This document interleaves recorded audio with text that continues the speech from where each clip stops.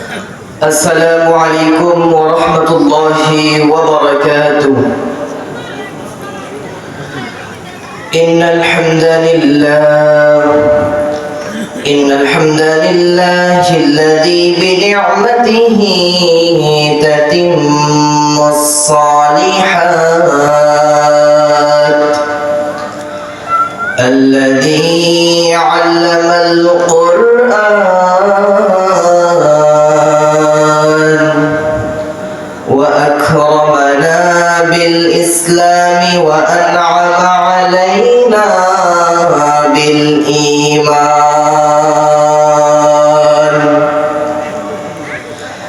نستغفره ونتوب إليك، نشهد أن لا إله إلا الله، ونشهد أن محمدا عبده ورسوله. أما بعد، فقد قال الله تعالى في كلامه المجيد والفرقانه الحميد। জবান খুলে আমার সঙ্গে পড়ুন, আউযু বিল্লাহি মিনাশ শাইতানির রাজীম। বিসমিল্লাহির রহমানির রহিম। কুল্লু নাফসিন যায়িকাতুল মাউত, আও কামা ক্বালা আলাইহিস সালাতু ওয়াসসালাম, হুব্বুদ দুনিয়া রা'সু কুল্লি খাতিআ। إن الله وملائكته يصلون على النبي يا أيها الذين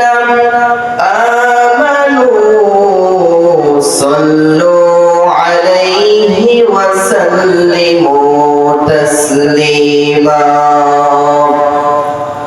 اللهم صل عليه، اللهم بارك عليه। ইমানের পথে অবিচল থেকে আমার মরণ যেন হয়। ইমানের পথে অবিচল থেকে আমার মরণ যেন হয়। হে রাসূল, তোমারই জন্য মন কাঁদে, আখি কাঁদে, ভুবন কাঁদে। হে রাসূল, তোমারই জন্য মন কাঁদে, আখি কাঁদে, ভুবন কাঁদে। শুধু বেদনা হৃদয়ে এসে বাসা বাঁধে, তোমারই জন্য মন কাঁদে, আখি কাঁদে, ভুবন কাঁদে। আলহামদুলিল্লাহ, সমস্ত প্রশংসা, সমস্ত তারিফ একমাত্র আল্লাহ পাক রব্বুল আলামিনের জন্য, যে আল্লাহ রব্বুল আলামিন আমাকে আপনাকে দয়া করে, মায়া করে, মেহেরবানি করে আবারও এক সপ্তাহ পর আল্লাহ রব্বুল আলামিন আমাদেরকে একটি বছর পর আবারও আমাদেরকে বিশাল তাফসীরুল কুরআন মাহফিলে উপস্থিত হওয়ার তৌফিক দান করলেন। সেই আল্লাহ সুবহানাহু ওয়া তাআলার দরবারে আমরা সকলেই কালেমাতুশ শুকর আদায় করছি। করছি, বলি আলহামদুলিল্লাহ। নবী করিম সাল্লাল্লাহু আলাইহি ওয়াসাল্লামের প্রতি দরুদ পাঠ করছি, সাইয়্যিদুনা মুহাম্মদ, সকলেই বলি সাল্লাল্লাহু আলাইহি ওয়াসাল্লাম। সম্মানিত হাজিরে মুসলিম, সম্মানিত উপস্থিতি, আমি পবিত্র কুরআনুল কারীম থেকে মাত্র একটি আয়াত তেলাওয়াত করেছি এবং হাদিস থেকে একটি হাদিস তেলাওয়াত করেছি। আল্লাহ রাব্বুল আলামিন আল্লাহর এই ছোট্ট গোলামকে তৌফিক দান করলে এর আলোকে কিছু আলোচনা করব ইনশাআল্লাহ। ওয়া মা তৌফিকি ইল্লা বিল্লাহ। সম্মানিত ভাইরা আমার, আল্লাহ রাব্বুল আলামিন কুরআনুল কারীমের মধ্যে বলে দিয়েছেন, কুল্লু নাফসিন যায়িকাতুল মাউত। আল্লাহ রাব্বুল আলামিন এই আয়াতের মধ্যে বলে দিয়েছেন, প্রত্যেকটা প্রাণীকে একদিন মৃত্যুর স্বাদ গ্রহণ করতেই হবে। এই মৃত্যু থেকে পলায়ন করতে কেউ পারবে না। আল্লাহ রাব্বুল আলামিন এই আয়াতের মধ্যে কয়েকটা বিষয়বস্তু দিয়ে রেখেছেন, কয়েকটা ব্যাখ্যা বিশ্লেষণ দিয়ে রেখেছেন।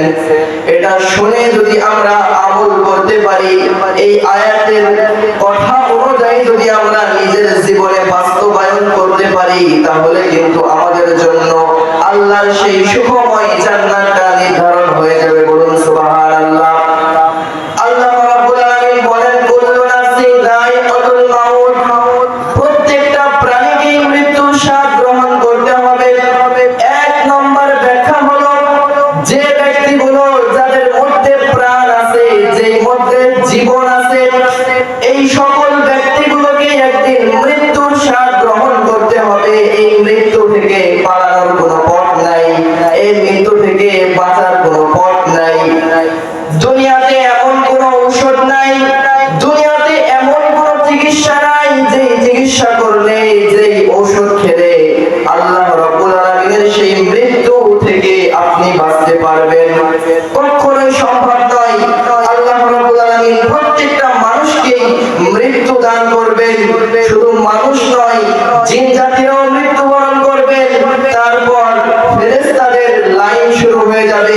আস্তে আস্তে ফেরেশতারাও একে একে মৃত্যুবরণ করবে। লাস্টে গিয়ে যে আমাদের জান কবজ করে, যেই ফেরেশতা আজরাইল আলাইহিস সালাতু ওয়াস সালাম, এই ফেরেশতারও একদিন মৃত্যু হবে কিনা? এই ফেরেশতারও কিন্তু একদিন মৃত্যু হয়ে যাবে। আল্লাহ রাব্বুল আলামিন আজরাইল আলাইহিস সালাতু ওয়াস সালামকে আল্লাহ রাব্বুল আলামিন অর্ডার দিয়ে রেখেছেন, হুকুম দিয়ে রেখেছেন যে, ও ফেরেশতা, তুমি দুনিয়ার সমস্ত মানুষগুলোকে একে একে তুমি মানুষগুলোকে জান কবজ করো, একে একে তুমি দুনিয়া থেকে বিদায় করে কবরের জগতে পাড়ি করে দাও। আস্তে আস্তে যখন মানুষগুলো সবাই মৃত্যুবরণ করে ফেলবে, তখন তুমি জিন জাতিদের মৃত্যুবরণ করা শুরু করবে, জিন জাতিদের রূহ কবজ করা তুমি শুরু করে দিবে। আস্তে আস্তে যখন প্রত্যেকটা জিন জাতিকে আল্লাহ রাব্বুল আলামিন মৃত্যু দান করে দিবে, তারপর আজরাইল আলাইহিস সালাতু ওয়াস সালাম আল্লাহর কাছে গিয়ে বলবে, ইয়া রাব্বুল আলামিন, আমি তো দুনিয়ার মানুষ এবং জিন জাতি সকলকে আমি মৃত্যু দান করে দিয়েছি, সবাই তো মরে গেছে, সবাই তো কবরের জগতে পাড়ি দিয়ে দিয়েছে। এখন আমার কাজ কি? এখন আমার কাজ কি? আমি এখন কি করব? এমন তো অবস্থায় মহান আল্লাহ রাব্বুল আলামিন ফেরেশতা আজরাইল আলাইহিস সালাতু ওয়াস সালামকে ডাক দিয়ে বলে, রে ফেরেশতা, তুমি এখন ফেরেশতাদের জান কবজ করতে শুরু করে দাও, ফেরেশতাদের জান কবজ করতে শুরু করে দাও। ফেরেশতা একে একে সকলের জান কবজ করে ফেলে দেওয়া হবে। এমন তো অবস্থায় যখন সকল ফেরেশতা মৃত্যুবরণ করে ফেলবে, তারপর আজরাইল আলাইহিস সালাতু ওয়াস সালাম আল্লাহর কাছে গিয়ে বলবে, ইয়া রাব্বুল আলামিন, দুনিয়াতে তো আর কেউ নাই, ফেরেশতারাও তো আর কেউ নাই, এখন আমার কাজ কি? এমন তো অবস্থায় আল্লাহ রাব্বুল আলামিন ডেকে ডেকে বলবে, রে আজরাইল, এবার তুই মর, এবার তোর মরার পালা। তুমি তো এতদিন সমস্ত জগতের মানুষগুলোকে মৃত্যু দিয়েছো, সমস্ত জগতের জিন জাতিগুলোকে, ফেরেশতাদেরকে তুমি মৃত্যু দিয়েছো, এবার তোমার মরার পালা, তোমাকেও মরতে হবে, তোমারও কিন্তু এই মৃত্যু থেকে থেকে পলায়ন করার কোনো সুযোগ নাই। সেহেতু সম্মানিত উপস্থিতি, যেহেতু ফেরেশতা, যেই ফেরেশতা আমাদের রূহ কবজ করে, এই ফেরেশতার মৃত্যু থেকে বাঁচার কোনো উপায় নাই। সেহেতু আমরা এটা কখনোই ভাববো না যে আমরা মানুষ, আমরা সেই মৃত্যু থেকে বেঁচে যাব। আমাদের কিন্তু মৃত্যু থেকে বাঁচার কোনো উপায় নাই। কিন্তু সম্মানিত উপস্থিতি, দুনিয়ার মধ্যে একজন মহামানব ছিল, একজন শ্রেষ্ঠ মানব ছিল, যেই ব্যক্তিকে আল্লাহ রাব্বুল আলামিন একটা অফার করেছিল। অফারটা কি রকম দেখেন। আল্লাহ রাব্বুল আলামিন আজরাইল আলাইহিস সালাতু ওয়াস সালামকে হুকুম দিয়ে দিয়েছে, রে আজরাইল, তুমি আমার হাবিবের কাছে যাও এবং আমার হাবিবকে গিয়ে জিজ্ঞাসা করো, রে হাবিব, আপনার কি এখন মৃত্যুবরণ করার ইচ্ছা আছে কিনা? আপনি যদি এখন দুনিয়া থেকে যেতে চান, মৃত্যুবরণ করতে চান, তাহলে আপনি যদি অনুমতি দেন, তাহলে আমি আপনার জান কবজ করব। অনুমতি না দিলে আল্লাহ আমাকে এখান থেকে ফিরে চলে যেতে বলেছে। সম্মানিত উপস্থিতি, আমরা এটাই শিক্ষা নেব যে আমাদের কাছে ফেরেশতা কোনোদিন এসে জিজ্ঞাসা করবে না যে ভাই আপনি কি এখন মরতে চান। জিজ্ঞাসা করা হবে কি? আমাদেরকে জিজ্ঞাসা করা হবে না। ডাইরেক্ট আজরাইল আলাইহিস সালাতু ওয়াস সালাম আসবে, আমাদের বুক থেকে আমাদের রূহটা নিয়ে চলে যাবে। আপনাকে আমাকে কোনো প্রশ্ন করার প্রয়োজন মনে করবে না। কিন্তু একটা শ্রেষ্ঠ মানব ছিল আল্লাহর হাবিব সাল্লাল্লাহু আলাইহি ওয়াসাল্লাম।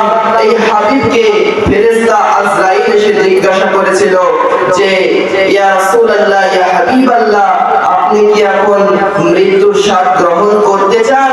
তাহলে আপনাকে আমরা মৃত্যু দিয়ে দেব। এমন তো অবস্থায় আল্লাহর রাসূল জনাবে মুহাম্মদুর রাসূলুল্লাহ সাল্লাল্লাহু আলাইহি ওয়াসাল্লাম আজরাইলকে ডাক দিয়ে বলে, রে আজরাইল, আমি সব সময় সর্বদা মৃত্যুর জন্য প্রস্তুত আছি, কিন্তু আমার একটা শর্ত আছে। এই শর্ত পূরণ না করা পর্যন্ত আমি রাসূল এই দুনিয়া থেকে যেতে চাই না। এমন তো অবস্থায় আজরাইল আলাইহিস সালাতু ওয়াস সালাম সঙ্গে সঙ্গে আল্লাহর কাছে গিয়ে বলে দিল, সঙ্গে সঙ্গে জিবরাইল আলাইহিস সালাতু ওয়াস সালাম আল্লাহর রাসূল জনাবে মুহাম্মদুর রাসূলুল্লাহ সাল্লাল্লাহু আলাইহি ওয়াসাল্লামের কাছে এসে বলল, ইয়া রাসূলুল্লাহ, ইয়া হাবিবাল্লাহ, কি আপনার মনের ইচ্ছা, কি আপনার শর্ত, আমাকে বলুন, আপনার শর্ত পালন করা হবে।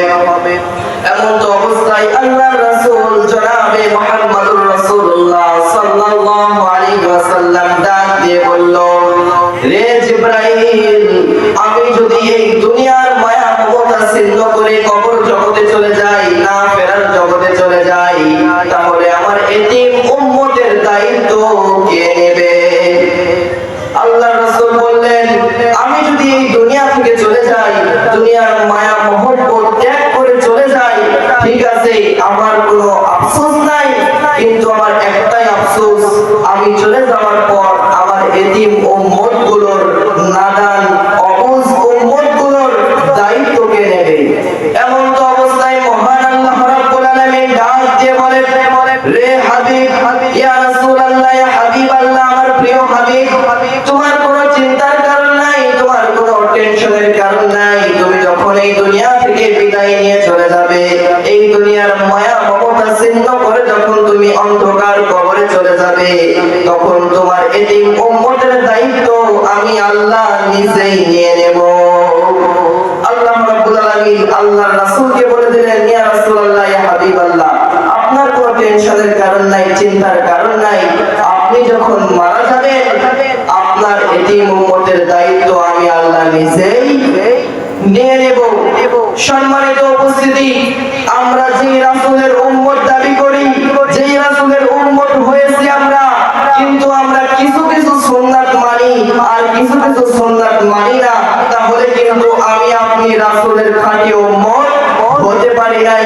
রাসূলের উম্মত হতে গেলে আমাকে আপনাকে ঈমান তাজা করতে হবে, ঈমান খাঁটি করতে হবে। আপনার ঈমান নাই, তার মানে আপনার আমলের কোনো দাম আল্লাহর কাছে নাই। আপনি দুনিয়াতে থাকা অবস্থায় অনেক নেক আমল করলেন, তাহাজ্জুদের নামাজ আদায় করলেন,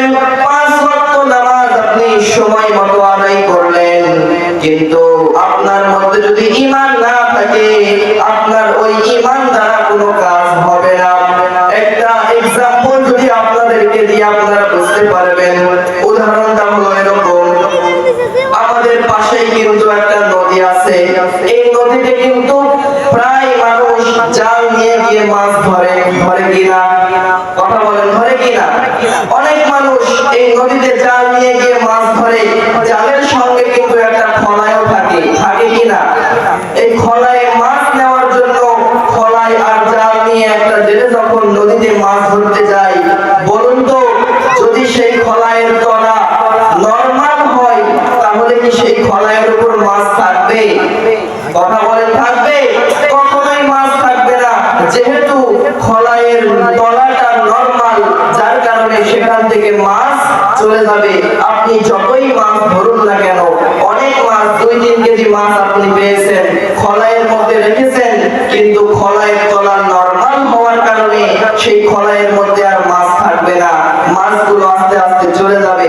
তেমনি করেই আপনি হাজার হাজার নেক আমল করেন, নামাজ পড়েন, নবীর সহজ সহজ সুন্নাতগুলো আপনি মানেন, কিন্তু আপনার ঈমান শক্ত হয় নাই, ওই খলায়ের তলার মতো নরমাল হয়ে আছে আপনার ঈমান, তাহলে ওই আপনার ঈমান দ্বারা কোনো কাজ আল্লাহর কাছে হবে না, আপনি যতই আমল করুন না কেন।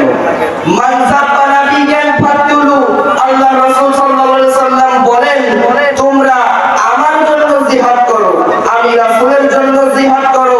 শুধু মিষ্টি খাওয়া সুন্নাত মানলে হবে না, শুধু দাওয়াত খাওয়া সুন্নাত মানলে হবে না। আমি রাসূল যেভাবে যুদ্ধের ময়দানে গিয়ে জিহাদ করেছি, তোমাকেও সেরকম ভাবে জিহাদ করতে হবে, তোমাকেও সেরকম ভাবে কাফের মুশরিকদের সঙ্গে লড়াই করতে হবে, তাহলেই তুমি আমার খাঁটি উম্মত হয়ে যাবে। তুমি শুধু শুধু সুন্নাত, মিষ্টি খাওয়া সুন্নাত মানলে, সহজ সহজ যে সুন্নাতগুলো, এই সুন্নাত মানলেই তুমি আমার উম্মত হয়ে যাবে না। তোমাকে কঠিন কঠিন বিপদের সামনে গিয়ে দাঁড়াতে হবে, কঠিন কঠিন তোমাকে পরীক্ষা দিতে হবে, তবেই তুমি আমি রাসূলের উম্মত বলে গণ্য হয়ে যাবে। আজকে আমরা দুনিয়াতে কোরআনের রাষ্ট্র চালাতে পারতেছি না, কোরআনের আইন আমরা দুনিয়াতে চালাতে পারতেছি না, তাহলে কিন্তু এই দুনিয়াতে সুখ শান্তি কখনোই আসবে না। আল্লাহ রাসূল সাল্লাল্লাহু আলাইহি সাল্লামের হাদিস মানতে হবে, কোরআন মানতে হবে, তাহলেই আমরা এই দুনিয়াতে সুখ শান্তি পাবো, দুনিয়াতে আমরা লাভবান হতে পারবো। আমি একটা হাদিস তেলাওয়াত করেছিলাম খুতবার মাঝখানে, হুব্বুদ দুনিয়া রাসূল কুল্লি খাতিআ, আল্লাহ রাসূল সাল্লাল্লাহু আলাইহি ওয়াসাল্লাম বলেন, এই দুনিয়ার মহব্বতটা হচ্ছে সমস্ত গুনাহের মূল। তুমি আমি দুনিয়ার মহব্বতে পড়ে আছি, দুনিয়ার লোভ লালসায় পড়ে আছি, তাহলে কিন্তু আমার আপনার গুনাহ দিন দিন বেড়েই চলতেছে, আমার আপনার গুনাহ কমে নাই। এই জন্য আমরা গুনাহ থেকে যদি বাঁচতে চাই, তাহলে আমাদেরকে দুনিয়ার মহব্বত ছেড়ে দিতে হবে। আল্লাহ রাব্বুল আলামিন কোরআনুল কারীমের একটি আয়াতের মধ্যে বলেন, সূরাতুত তাকাসুরের মধ্যে বলেন, আলহাকুমুত তাকাসুর, আল্লাহ রাব্বুল আলামিন আয়াতের মধ্যে বলেন, প্রাচুর্যের প্রতিযোগিতায় তোমাদেরকে মহচ্ছন্ন করে রেখেছে, তোমরা একের পর এক বাড়ি গাড়ি তৈরি করার জন্য পাল্লা দিচ্ছ, তোমরা একের পর এক বাড়ি গাড়ি তৈরি করার জন্য তোমরা অনেক চেষ্টা করতেছো, কিন্তু আমল কিভাবে বাড়াবো, আমি আল্লাহর কাছে খাঁটি ঈমানদার ব্যক্তি কিভাবে হব, এই চিন্তা তুমি করো নাই, তাহলে কিন্তু হবে না। আমি বলেছিলাম আল্লাহ রাব্বুল আলামিন এই আয়াতের মধ্যে কিছু ব্যাখ্যা দিয়ে রেখেছেন। এক নম্বর ব্যাখ্যা হচ্ছে, আমরা এই দুনিয়াতে চিরকাল থাকবো না, যাদের জীবনের মধ্যে, যাদের বুকের মধ্যে প্রাণ আছে, তাদের সকলকেই মৃত্যুবরণ করতে হবে। দুই নম্বর ব্যাখ্যা হচ্ছে, আমরা এই দুনিয়াতে যারা যেরকম ভাবেই চলি না কেন, কেউ ভালো পথে চলি, কেউ খারাপ পথে চলি, আল্লাহ রাব্বুল আলামিন ব্যাখ্যায় বলেন, তোমাদের দুনিয়ার সমস্ত ভালো খারাপ আমি আল্লাহ কাল কিয়ামতের মাঠে পাই টু পাই হিসাব করে তারপর তোমার হাতে আমি আমলনামা দিব। যারা দুনিয়াতে থাকা অবস্থায় খারাপ ছিল, বদকার ছিল,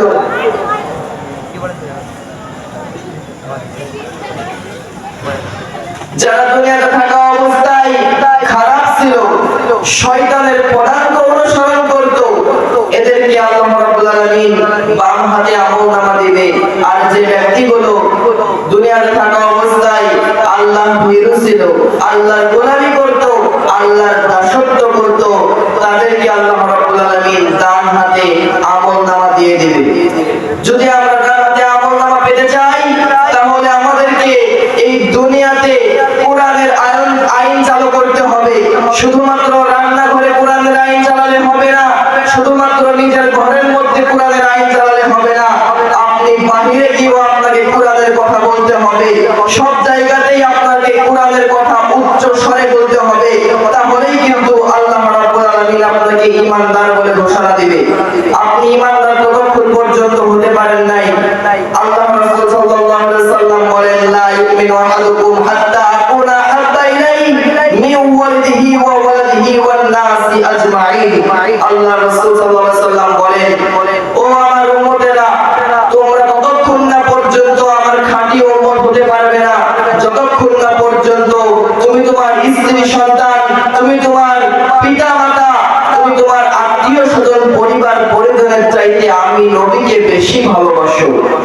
তোমরা ততক্ষণ পর্যন্ত ঈমানদার হতে পারবে না যতক্ষণ না পর্যন্ত আমি নবীকে বেশি ভালোবাসো।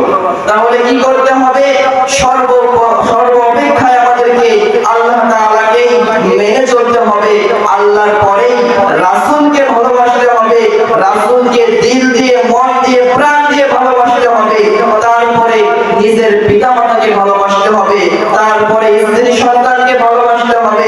আপনি সিরিয়াল মেইনটেইন করে যদি ভালোবাসতে পারেন, দুনিয়ায় আল্লাহ রাব্বুল আলামিন আপনার সংসারের মধ্যে সুখ এমনিতেই ঢেলে দিবে। বলুন সুবহানাল্লাহ। তাহলে আমরা দুনিয়াতে সুখ পেতে চাইলে কোরআনের আইন আমাদেরকে চালু করতে হবে। মক্কা মদিনায় একটা কোরআনের আইন চালু করা আছে, বাদ বাকি সব আইন খোলামেলা। একটা আইন চালু করা আছে, সেটা কি? চুরি করলে হাত কেটে দেওয়া। এই জন্য আপনি মক্কা মদিনায় যদি কোনোদিন যান, অনেকেই গিয়েছেন, মক্কা মদিনায় যাওয়ার পরে দেখবেন অনেক স্বর্ণের দোকান খুলে খুলে তারা নামাজ পড়তে চলে যায়। অনেক দোকান পাশে তারা খুলে রেখে তারা নামাজে যায়, বিভিন্ন কাজে চলে যায়। তাদের সেখান থেকে একটা সম্পদ চুরি হয় না। কিন্তু আমাদের বাংলাদেশে আপনি যদি একটা আন্ডারপ্যান্টও রেখে দেন, সেটাও মনে হয় চুরি হয়ে যাবে। এটাই হচ্ছে আমাদের বাংলাদেশ। এই বাংলাদেশের কোনো দাম কোনো দেশেই নাই। তাহলে এই বাংলাদেশের সুনাম, এই বাংলাদেশের সবকিছু নষ্ট করলাম আমরা নিজেরাই। এই জন্য বাংলাদেশের সম্মান আনতে হলে আমাদেরকে বাংলাদেশে একটা কিতাব মানতে হবে। সেই কিতাবের নাম কি? আল কোরআন। এই আল কোরআন অনুযায়ী যদি আমরা নিজের জীবন বিধান চালু করতে পারি, সংসদে যদি কোরআন আমরা চালু করতে পারি, তাহলেই কিন্তু এই দুনিয়াটা, এই বাংলাদেশটা কোরআনের আইনে পরিচালিত হলেই সুখময় একটা বাংলাদেশ হয়ে যাবে এবং এই বাংলাদেশ সারা পৃথিবীর কাছে উজ্জ্বল হয়ে যাবে।